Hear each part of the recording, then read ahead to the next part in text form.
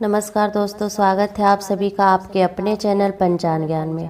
दोस्तों, आज हम इस वीडियो में सुनेंगे सूर्यदेव व्रत कथा।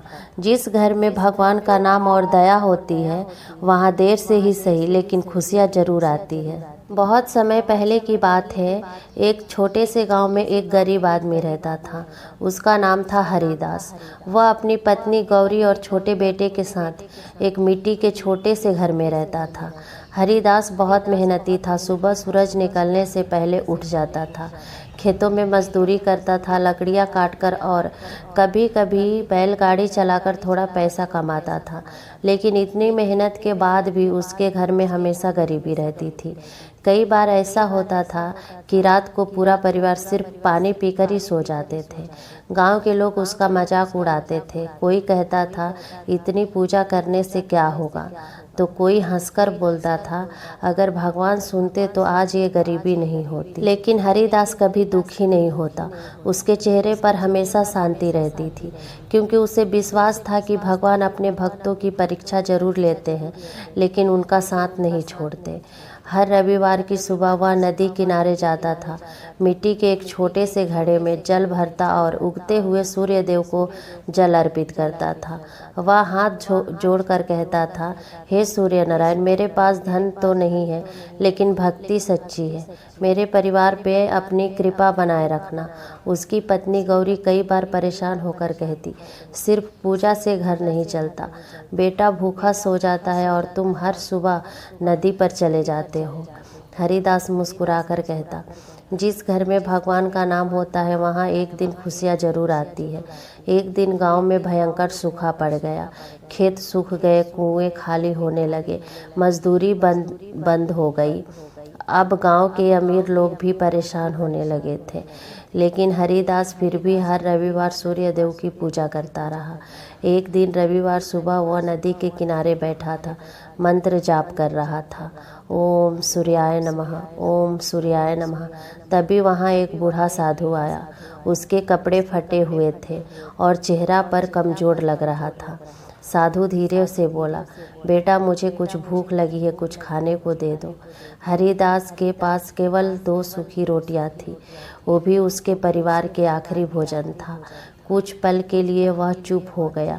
उसे अपने बेटे का चेहरा याद आ गया, लेकिन अगले ही पल उसने सारी रोटियां साधु को दे दी। साधु ने आश्चर्य से पूछा, तुमने अपना खाना मुझे दे दिया, अब तुम्हारा परिवार क्या खाएगा?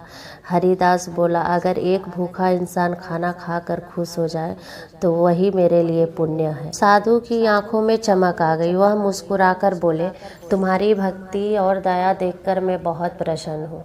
कल सूर्य उदय से पहले अपने घर के पीछे वाले पुराने पीपल के पेड़ के पास जाना। इतना कहकर साधु अचानक गायब हो गए। हरिदास हैरान रह गया। उसे समझ नहीं आया कि वह साधु कौन था, लेकिन उसके मन में अजीब सी शांति थी। अगले ही दिन वो जल्दी उठा और पीपल के पेड़ के पास पहुंचा। वहाँ मिट्टी में कुछ चमक रहा था। उसने मिट्टी हटाई तो एक तांबे का कलश दिखाई दिया। जब उसने कलश खोला तो उसकी आंखें फटी की फटी रह गई। कलश सोने के सिक्कों से भरा हुआ था। हरिदास की आंखों में आंसू आ गए। वह समझ गया कि वह साधु कोई साधारण इंसान नहीं था, वह सूर्यदेव की कृपा थी। उस दिन के बाद उसकी ज़िंदगी बदलने लगी।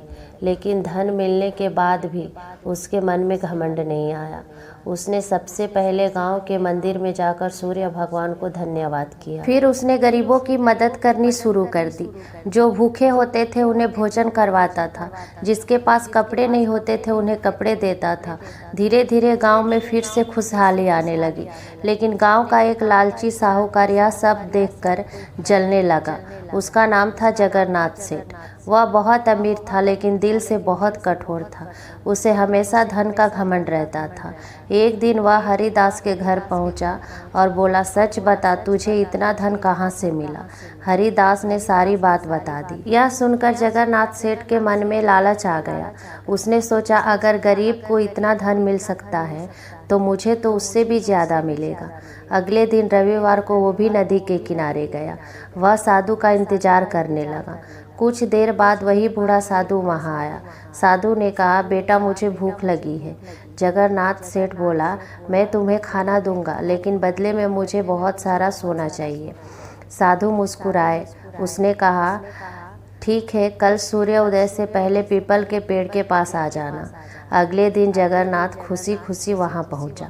उसे लगा कि उसे भी सोने का खजाना मिलेगा, लेकिन जैसे ही उसने मिट्टी खोदी, वहां से एक बड़ा काला सांप निकल आया। सांप फुफकार मारने लगा। जगन्नाथ सेठ डर के मारे जमीन पर गिर पड़ा और भागने लगा। तभी उसे एक आवाज़ सुनाई दी, भगवान केवल उसी पर कृपा करता है जिसके मन में दया और सच्ची भक्ति होती है। जगन्नाथ सेठ समझ गया कि लालच इंसान को अंधा बना देता है। उस दिन के बाद उसने गरीबों की मदद करना शुरू कर दिया। उधर हरिदास हर रविवार सूर्यदेव को जल चढ़ाता रहा। धीरे धीरे उसका बेटा भी बड़ा होकर बहुत अच्छा इंसान बना। एक दिन गांव में एक महान संत आए। उन्होंने पूरे गांव से कहा, याद रखो, सूर्यदेव सिर्फ प्रकाश ही नहीं देते, वे इंसान के कर्मों का फल भी देते हैं। जो इंसान मेहनत, दया और भक्ति का रास्ता अपनाता है, उसके जीवन का अंधेरा एक दिन जरूर खत्म होता है। गांव के लोगों को अपनी गलती का एहसास हुआ। जो लोग पहले हरिदास का मजाक उड़ाते थे, अब उसका सम्मान करने लगे। धीरे धीरे हरिदास का घर पूरे गांव में भक्ति और सेवा का प्रतीक बन गया। कहते हैं, आज भी जो इंसान रविवार की सुबह सच्चे मन से सूर्यदेव को जल चढ़ाता है और किसी जरूरतमंद की मदद करता है, उसके घर में सुख, शांति और समृद्धि जरूर आती है। तो दोस्तों, सच्ची भक्ति कभी व्यर्थ नहीं जाती और भगवान देर जरूर करते हैं, लेकिन अपने सच्चे भक्त का साथ कभी नहीं छोड़ते। अगर आपको यह वीडियो अच्छी लगी हो तो लाइक कीजिए, शेयर कीजिए और चैनल को सब्सक्राइब जरूर कीजिए और कमेंट में लिखिए जय सूर्यदेव।